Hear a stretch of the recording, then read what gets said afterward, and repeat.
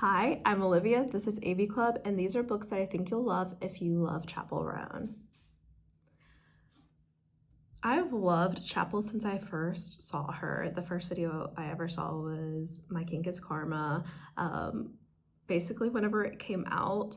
And first of all, I just have to love a pop star that has curly hair. If you are also a curly-haired person, especially girls who grew up in the 2000s, you would know that everything was about straight hair, and that just having curly hair made you feel like an outsider. And so being able to see someone really embrace their natural curls is incredible.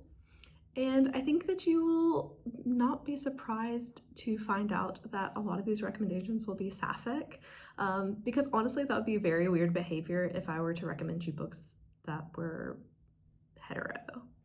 This first recommendation is for all the people who really connected with the cheerleader thing going on in Hot to Go and talking about reclaiming the power that it seemed like other people had in high school, and putting a queer spin on it. And for that, I would like to recommend We Ride Upon Sticks by Quan. We Ride Upon Sticks follows a girls' field hockey team in Salem. Yes, like Salem of the Salem witch trials. And some of the characters are descendants of even like those witches. And this book really is about the collective yearning of this small town group of girls and their being able to capture something supernatural and really be like a girl group and really harness the power of the feminine. This is also set during the 80s, and a lot of Chappell roan's aesthetics are very inspired by the 80s, especially like some eye makeup and hair looks. I think that if you're sold by the idea of a kind of varsity 80s aesthetic girl group, that We Ride Upon Sticks is going to be for you, especially if you are kind of into the idea of witches and the supernatural. Maybe unexpectedly, but I'd like to recommend a nonfiction book.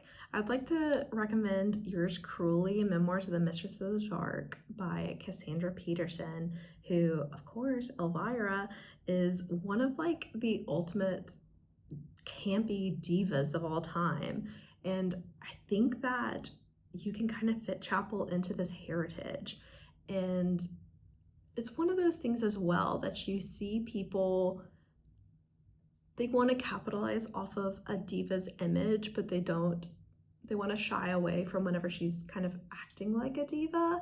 And I fully respect Chappell's ability to set boundaries and just say things like they are. Elvira, or Cassandra Peterson, was born in Kansas and lived in Colorado for a while growing up, but had to leave home at 14 and had these dreams of going to be in show business. And she had early felt like an outsider because while her siblings were playing with Barbies, she would rather play with kits of Frankenstein and Dracula and idolized Vincent Price.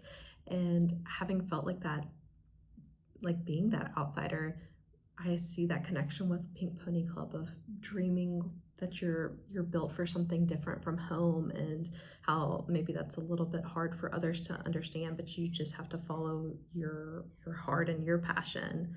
She moved to Las Vegas and had run-ins with Frank Sinatra and Elvis Presley, and had this like wonderful career just because she did follow what she wanted to do. And her career really changed over time, that she didn't become Elvira until her 30s after being a showgirl and being in show business for 15 years.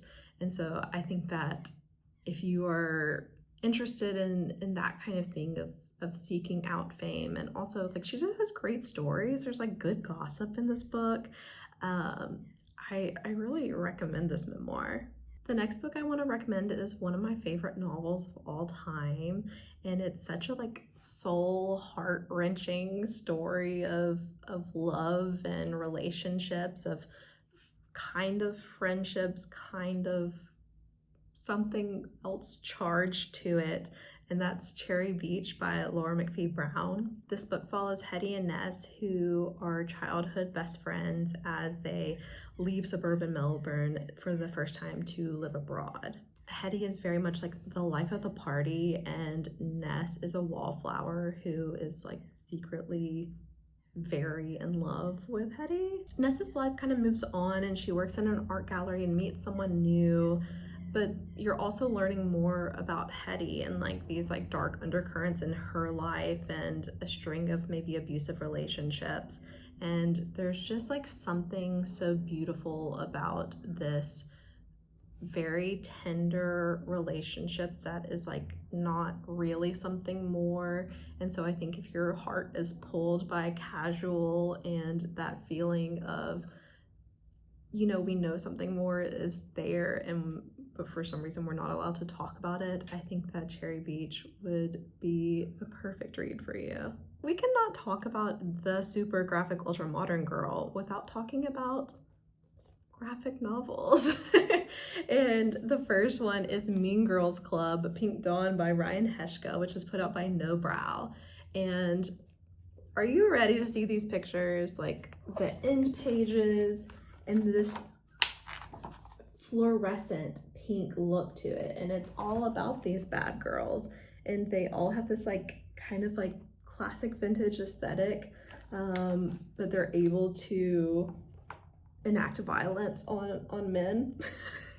And so I think that if that really appeals to you and the aesthetic of this appeals to you, Mean Girls Club for sure.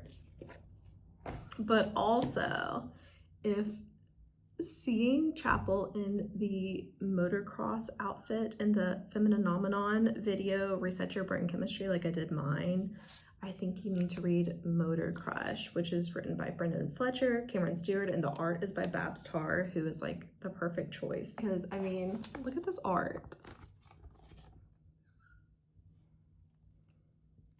Gorgeous. Gorgeous. Gorgeous and fierce. And this series follows Domino Swift as she is competing for fame and fortune in a worldwide motorcycle racing league. But by night, she is facing off with rival gangs in brutal bike wars to gain possession of a rare, valuable contraband, an engine-boosting machine narcotic known as Crush. Motor Crush. And this is a whole comic series, so get into it. And the last recommendation I have for you is by Nina LaCour. Nina LaCour is such a good author if you want those Red Wine Supernova vibes, where it's two women who are just so in love with each other. But Yerba Buena is the adult debut for her. The other ones are YA, so if that's more your speed, then go for that. But Yerba Buena follows two women. One of these women is Sarah Foster, who ran away from her Pacific Northwest home whenever she was young and moved to LA to kind of escape this dark past that you find out more about throughout the book. But she works at this like very cool restaurant in LA as a very sought after bartender and crosses paths with Emily Dubois, who is kind of like stuck in college forever, but really starts to fall in love with floral arrangements, and that's where their paths crosses, that she's doing it for this very cool restaurant.